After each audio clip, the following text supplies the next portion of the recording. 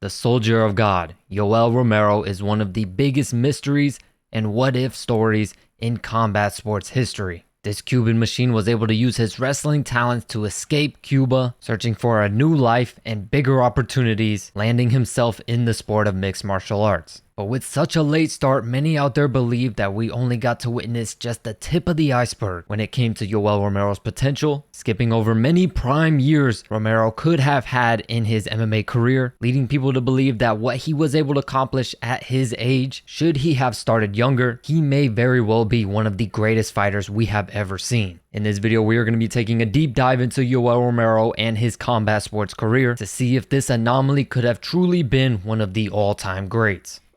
You'd be surprised to hear that even though Yoel Romero is an Olympic medalist in freestyle wrestling, his first love for combat sports was actually in boxing. Romero comes from a family of wrestlers and boxers, but Yoel really took a liking to boxing, and at just 6 years old, he wanted to take the first steps in possibly becoming a professional boxer. His father, who would encourage him more into wrestling, did not want his young son partaking in boxing due to its dangerous nature with getting punched in the head. But Yoel had other ideas. At 6 years old, he would sneak away with a boxing coach and train behind his father's back so that he wouldn't know. However, eventually he was sent off into a school that was solely focused on wrestling, which is where he would spend the majority of his career perfecting his craft. Under a very strict schedule, this school tells you when to eat, when to sleep, and when to train. And this system seems as if it's something out of a movie. You start at the bottom and you slowly work your way up one level at a time. With each level you go up holds better facilities for training,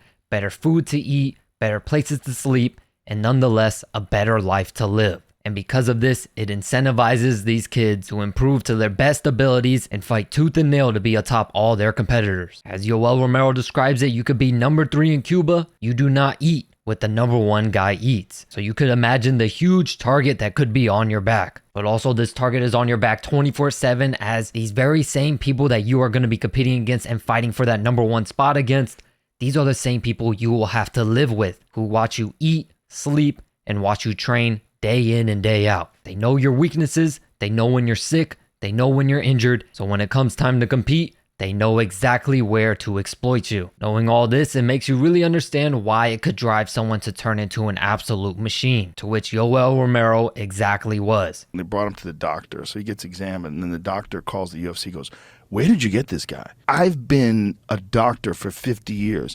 I've never seen someone like him." Everybody that he's fought always says it, because he truly is the most dense guy I've ever worked out with. And that's what Luke Rockhold said. He was like he was made out of metal. Bro, it's not a fucking lie, bro. He was able to earn a spot in the 2000 Sydney Olympic Games and took home a silver medal in freestyle wrestling at just 23 years of age. Yoel Romero quickly became a very young, promising wrestler. However, after falling short of the podium in the 2004 Athens Olympics, and after several months of thought in the year 2007, he decides to leave Cuba, seeking to start a new life with new beginnings. And at 30 years of age, he decided to try his luck in the sport of mixed martial arts. Yoel Romero makes his UFC debut on April 20th of 2013 at 36 years old, which is very unlikely. A 36-year-old man making his UFC debut, you do not see that every day. With a record of 4-1 with all 4 of his wins coming by way of knockout, Romero was able to earn his chance on the big stage, fighting at the highest level in the fastest growing sport in the world. After 8 successful fights in his UFC tenure, recording 6 of those 8 wins by knockout and not a single loss thus far in the UFC, he was finally able to earn a title shot on July 8th, 2017 against future middleweight legend Robert Whittaker. And just to make it clear, at this time he was 40 years old. I don't know too many guys out there that could do something like this at 40 years of age. He loses that fight via decision in a very, very close, very entertaining fight, and follows that up with a vicious knockout over Luke Rockhold,